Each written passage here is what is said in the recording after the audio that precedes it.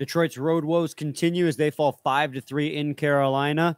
I'm going to break down this whole episode for you on the other side of this amazing intro.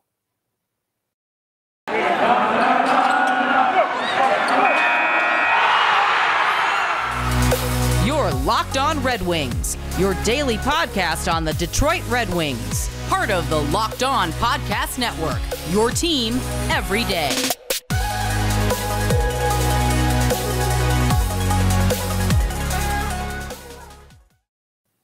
All right, welcome back to the Locked On Red Wings podcast. I am your host, Brian Fisher, riding solo today as Scotty is out for today's episode. He'll be back hopefully at the start of next week.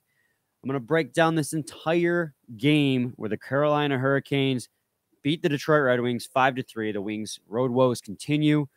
Both teams short, Carolina more so. So really no excuses for this one. But overall, an entertaining game. But before I get to any of that, I do got to thank you guys for making us your first listen every day. We are free and available on all platforms. Also, today's episode is brought to you by Omaha Steaks. The holidays are around the corner, and finding the perfect gift is tricky. Omaha Steaks makes it easy to send friends and family an unforgettable gift guaranteed to be loved. Go to omahasteaks.com and enter NHL into the search bar to order the perfect gift package. Now, the Red Wings broke their 3-game losing streak at Joe Louis Arena. Been quite a few years since they've been there. At Little Caesars Arena the other night. And you were hoping they could continue. I was hoping they could continue this trend going forward, but unfortunately, they just continue to struggle on the road. Coming into this game, they were 4-10-1, or 4-9-1 rather, on the road. Now they're 4-10-1. And you know, that's the state for most teams. Most hockey teams tend to lose more on the road than they do at home, but the Detroit Red Wings, excessively so to a certain extent. And the Carolina Hurricanes are a good hockey team. Most days. They are short a solid 6 players because of COVID protocol. Now, Detroit's got their own issues. As soon as they got Mark Stahl, Lindstrom, and Bertuzzi back, they went down Fabbri and Rasmussen, who I'll talk about. But the Carolina Hurricanes not only had Ian Cole, Steven Lorentz, Jordan Stahl, Andrei Svechnikov, Sebastian Aho, and Seth Jarvis all in COVID protocol. 4 of those guys, or 2 of those guys, were trapped in Vancouver, and 4 of those guys, the other 4, were in Minnesota after that game was postponed. The Carolina Hurricanes coming into this game played with 16 players, 2 below what you normally ice.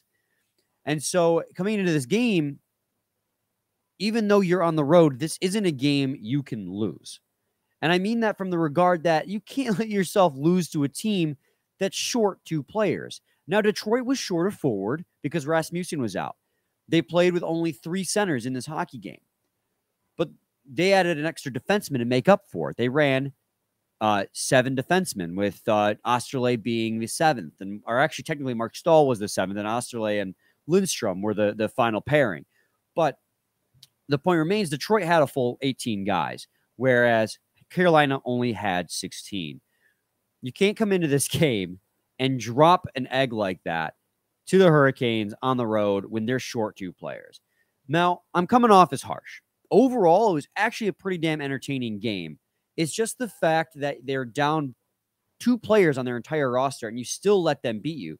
And those 2 players that they were, and those being down 2 players on the roster, but the 6 players they're missing because of COVID protocols are huge for the Carolina Hurricanes team. They're missing Sebastian Aho, their team leader in points, who has 32 points in 26 games played.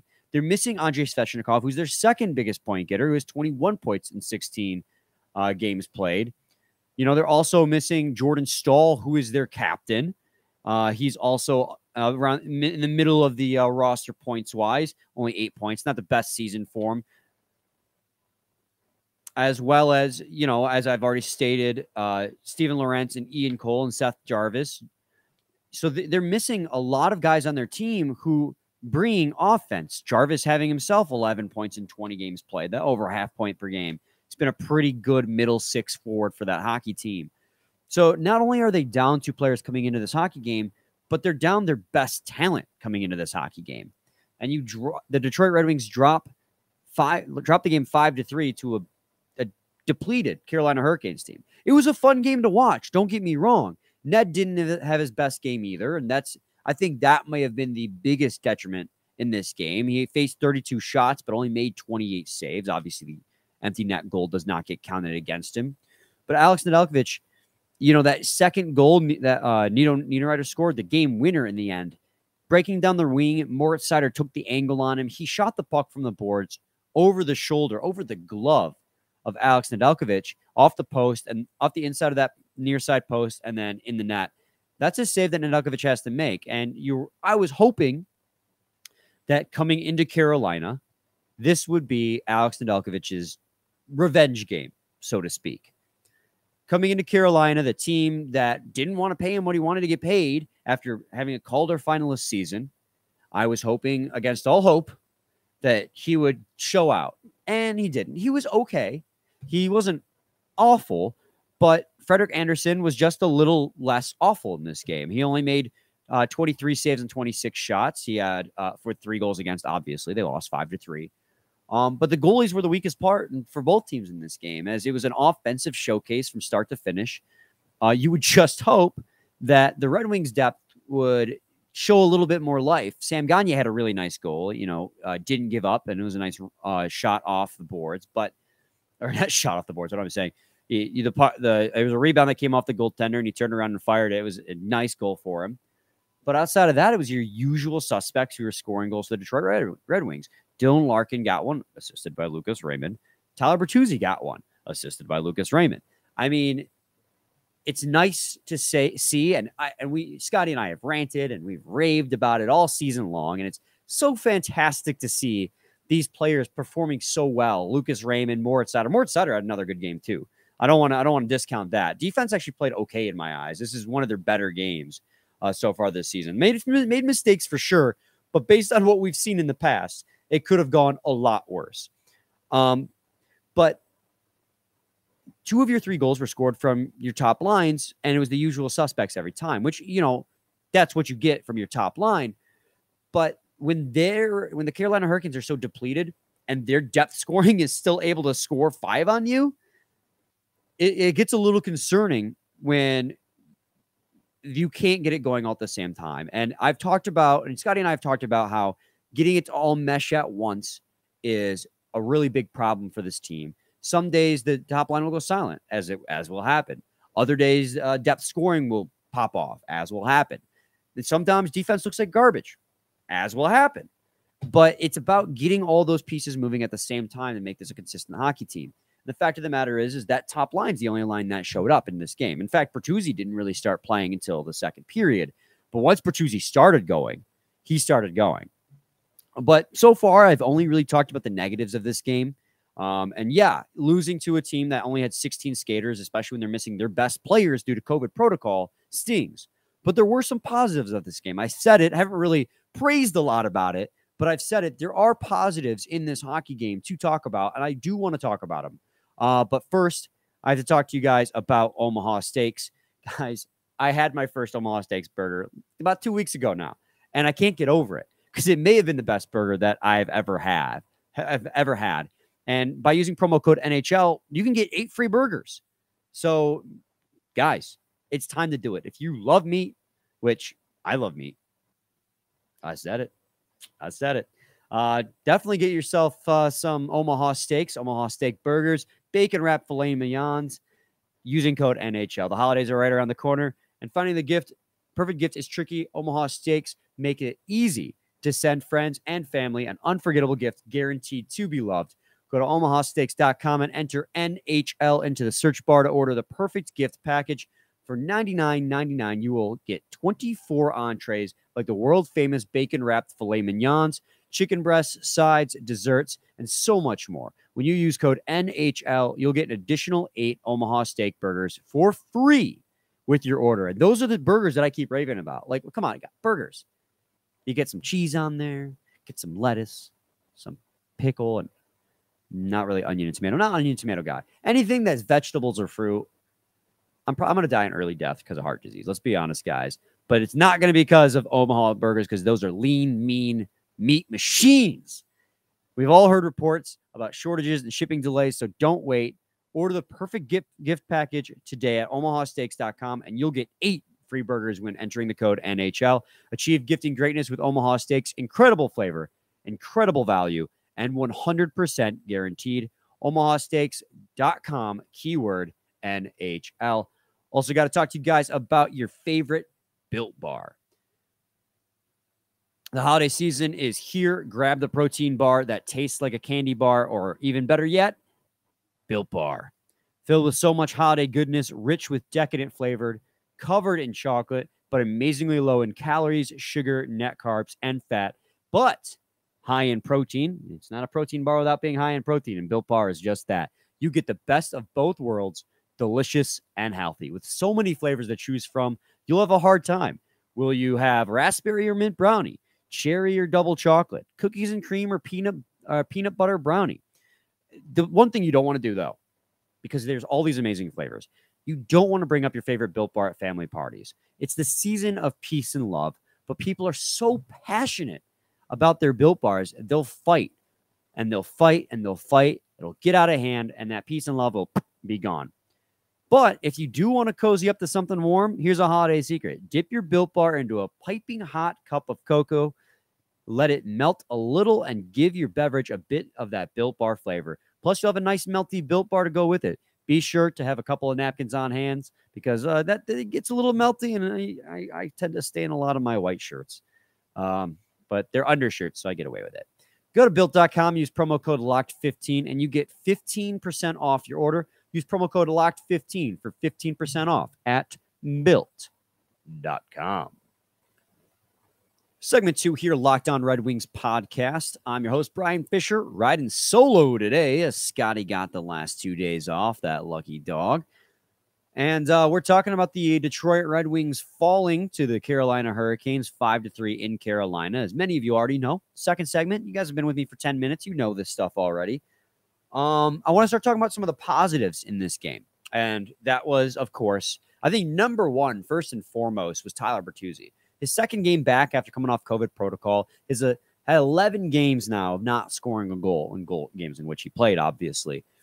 And his first period, he looked kind of flat. I was even seeing some Twitter hate saying that he needs to pick up his game. Well, he did. Second period, rather, he looked really good, and he looked aggressive, and I loved to see it. And like that first-line chemistry was really meshing. That first-line chemistry that we've loved all throughout the first 25% of this season, it looked really good. He looked really good. There's that 2-on-1 with him and Lucas Raymond. Raymond was able to feed him the puck across. He got the shot off, but Frederik Andersen was able to make the save coming across the slot. But Bertuzzi did not give up on the puck. He maintained possession behind the net, and he looked, and he saw that there was no pressure on the opposite side, and Frederik Andersen was committed to that near side post. So he came around, tucked it in, didn't get called as a goal, because even myself, the viewer, thought it was a nice save. I was like, holy cow, I can't believe Frederik Andersen made that pad down save. But 30 seconds later, the horn sounds, and I'm like, what's going on? What in the hell's going on? The horn's going off, and like Mickey Redmond and Ken Daniels were talking about it, and I just could not figure out what was going on. They're talking about how it's a tie game. I'm like, is this like a rule I don't know? Because like, I'll be honest, guys, I don't know everything. I like to think I know a lot, but I don't know everything. And I did not know that they could review a goal that was called off and stop the play in the middle of the play. And I was surprised, and very pleasantly surprised, to find out they could. And upon review, it was like, oh yeah, that puck crossed the line, but the way, how quick it was and the way it came out, it made it appear like Frederik Andersen made the save. So Tyler Bertuzzi got on the board, assisted by Lucas Raymond. And then next, like, play almost, it was the same shift, I believe, or maybe it was his next shift. He comes down, cuts across the goaltender, in front of the goaltender, and tries to tuck it away far side. Goalie makes the save. He's off balance and sees that the whistle hasn't been called, and he dives with the poke check to try and bury that puck. Tyler Bertuzzi was being aggressive. He was being, as Scotty would put, a problem in all the good ways, all the right ways. And I love to see it, because that is the Tyler Bertuzzi that the Detroit Red Wings have missed. as much as I complained in the first segment about the depth not being there, I got to praise the top line for being a consistency on this team, continually show up, because that's what a top line does. It's what it should do. And Raymond had 2 points. Larkin had a goal. Bertuzzi had a goal. Like, that is exactly what you want to see. And now Bertuzzi looked great. Larkin looked great. He had that beautiful breakaway goal. But both of those goals were facilitated again by the rookie, Lucas Raymond, who continues to be one of, if not the Calder favorite. It's honestly neck and neck between him and Seider. Very different roles, very different play styles, obviously, positionally at first. As the obvious part is the position, but the not so obvious part is just the way their mind thinks and works the game. But Lucas Raymond on his assist to Dylan Larkin was just so good. And he was under pressure, breaking out of the zone. I mean, he had a Carolina Hurricane on him. And his ability to just float that puck across the neutral zone right into Dylan Larkin, and props to Dylan Larkin having the awareness to just grab that puck out of there and play it to his stick. But, we talk a lot about Zegras' pass over the net for the goal. But no one's talking about this neutral zone flip to Dylan Larkin. And I know, I'm just joking, guys. The Zegras one was, albeit more impressive, because it got knocked out of midair. And it was a short flip that had to be perfectly, perfectly given the right amount of power to just float it over the net, where Raymond kind of just lobbed it. But it was still a great example of Lucas Raymond's hockey IQ to see Larkin breaking down the opposite wing with no one in front of him, both defensemen behind him, and lob it with similarly good precision across the ice for Dylan Larkin to just be able to grab it and play it to his stick. And he had the nice 2-on-1 goal, or 2-on-1 assist with Tyler Bertuzzi's goal. And he just continues to facilitate plays with how smart he thinks. Dylan Larkin also had an assist. He had the secondary assist on Tyler Bertuzzi's goal. And it's just that top line continues to be absolutely phenomenal. Now, I believe after tonight, Raymond has 27 points in 30 games. If he scores enough goals, I think he gets the Calder easily. But he's going to have tough competition on his own team in Moritz Seider for how lockdown defense he's playing. Moritz Seider was second on the team to Philip Hronek tonight, and they go back and forth pretty consistently. Time on the ice with 20 minutes. Moritz Seider's rookie season comes in, number 1 defenseman immediately, and is playing like it. He's been so good. He's had his hiccups, so has Raymond, but they've had their hiccups, but they have been so good immediately. And it's just been so fun to see. And I don't want to go down that tangent because I have the ability to go down that tangent. And Scotty and I have gone down that tangent before. But these rookies make this team better. If it were not for Lucas Raymond, if it were not for Moritz Seider, and hell, if it weren't even for Alex Nedeljkovic, as much as I was ragging in the first segment about his subpar performance today, if it wasn't even for him, this game would have been a blowout because they facilitate so much of the team's scoring chances and game-winning saves for Nedeljkovic's point. Like, it's just been so much fun to watch, and it continues to be so much fun to watch. And, got to mention Dylan Larkin playing really physical tonight. Just absolutely physical. And he laid out Tony DeAngelo in the third period. Just DeAngelo is playing the puck along the boards, and Larkin comes in like a freight train. So despite it being a 5-3 loss and there being a lot of negatives to talk about, again, Nedeljkovic having a subpar performance, losing to a team that's down by 2 players, it was still a really fun game to watch. I thought they played the depleted Carolina Hurricanes. Can't emphasize that enough. But I thought they played the depleted Carolina Hurricanes very hard. And I got an immense enjoyment from this game. And you can't win them all. You hope that eventually they can turn these road woes around. But you got another opportunity on Saturday to win a home game. You got the New Jersey Devils coming to town. And they're a team that's got a lot of young talent as well. So it's going to be a good game. And I'll preview that game for you coming up here soon. Also want to talk to you guys about the Rasmussen and Fabbri situation because that stings. That really does. But first, I got to talk to you guys about BetOnline.ag. BetOnline has you covered all season with more props, odds, and lines than ever before as football season continues to march toward the playoffs. unless, of course, you're the Lions and the Texans. BetOnline remains your number one spot for all the sports action this season. Head to their new updated desktop or mobile website to sign up today and receive your 50% welcome bonus on your first deposit. Just use their promo code LOCKEDON to receive your bonus from basketball, football, NHL, boxing, and UFC right to your favorite Vegas casino games. Don't wait to take advantage of all the amazing offers available for the 2021 season. BetOnline is the fastest and easiest way to bet on all your favorite sports. BetOnline, where the game starts. All right, final segment here, Locked On Red Wings podcast. I just want to talk about now, real briefly, Michael Rasmussen and Robby Fabbri on the COVID list. And guys, this is just the reality of the NHL at the moment. You can't make any excuses when players go on COVID, because literally go on Google, hit COVID, then go to news, or COVID NHL news, COVID NFL news. Every day there is dozens of players that go on COVID lists in their respective sports. It definitely sucks because the Red Wings just got back Tyler Bertuzzi. They just got back Stahl. They just got back Gustav Lindstrom. And so it finally looked like the Red Wings going to be at full strength. And then they lose Michael Rasmussen and Robby Fabbri. And say what you will about Michael Rasmussen, he is a solid bottom six center. And I mean, that's all he'll ever be. But he's an important piece to the depth, especially a depth that Scotty and I talk about a lot about being lackluster.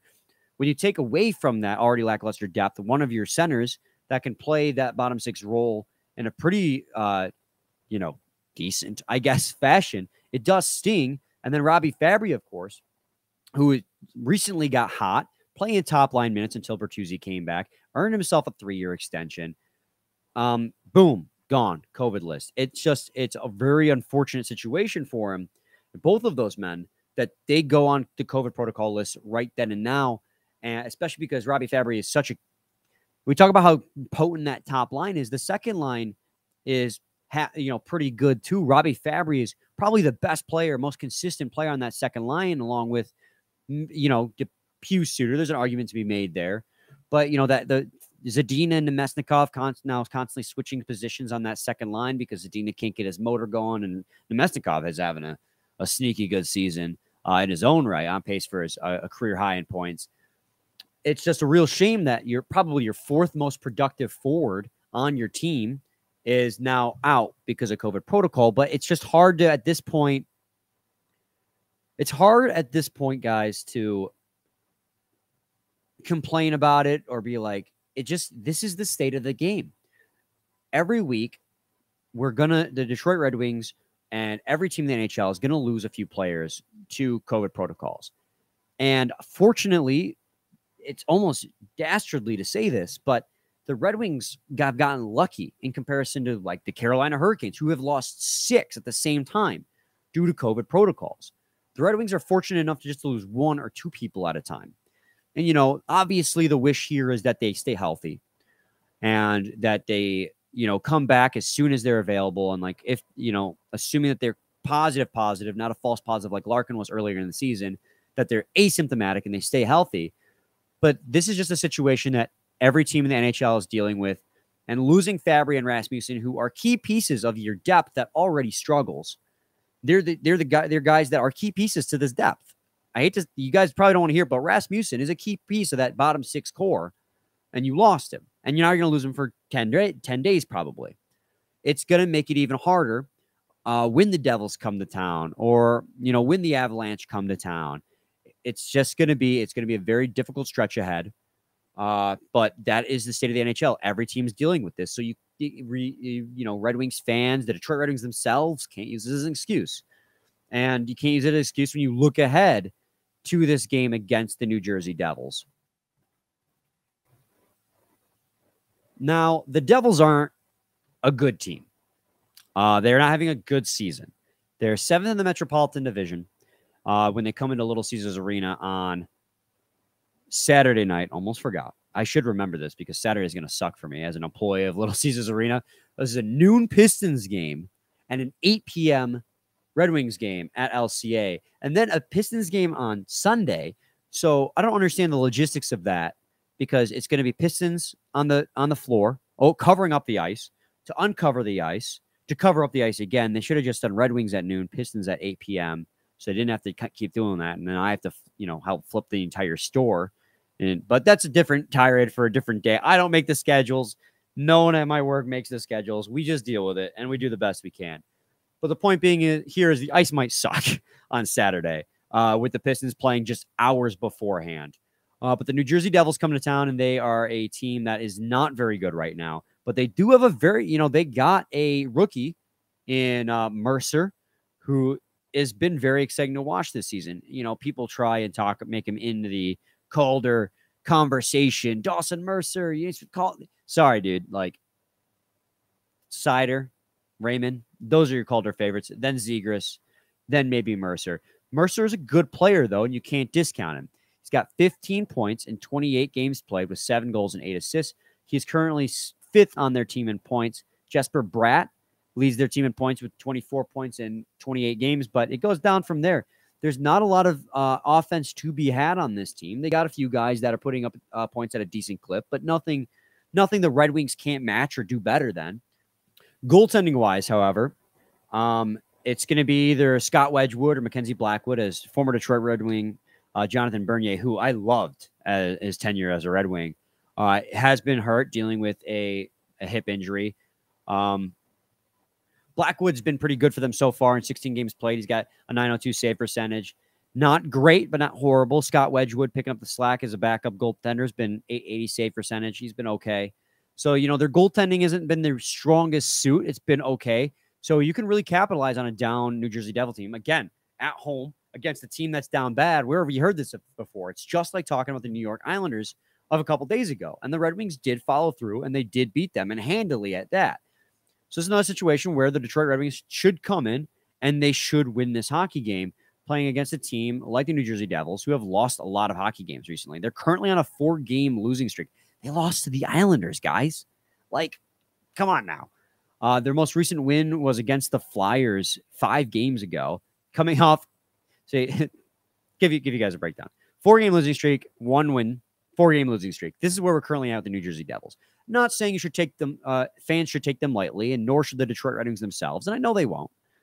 But this is a team, much like the Islanders of a few days ago, that is down bad, and you're playing them at home, and you want to try and get right back on the horse, because the horse was named Friday, or whatever Scotty always says, and win this hockey game. And I think the Detroit Red Wings are up to the task. If Scotty was here, I honestly think he might have an oracle moment here. And I'm fully thinking that this is going to be a Detroit Red Wings win. They're going to get right back on it before hosting Colorado Avalanche on Monday. And that's a team that absolutely thrashed the Detroit Red Wings. So this is a good opportunity for them to get right after a hard-fought loss to a depleted Carolina Hurricanes team before facing the Colorado Avalanche on Monday. So this is the Red Wings' opportunity to right the ship and get it right before facing off against the team that beat them 7-3, and what will be another tall task, even at home, where the Red Wings seem to thrive, a tall task in the Colorado Avalanche. That's going to be about do it for me here today. I want to thank you guys for making Locked On Red Wings your first listen every day. Now make Locked On Bets your second listen, hosted by your boy Q with expert analysis and insight from Lee Sterling. They're your daily one-stop shop for all your gambling needs. It's free and available on all platforms. We'll be back with another episode on Monday, recapping and, then previewing the Colorado Avalanche game. Same time, same place, your team, every day.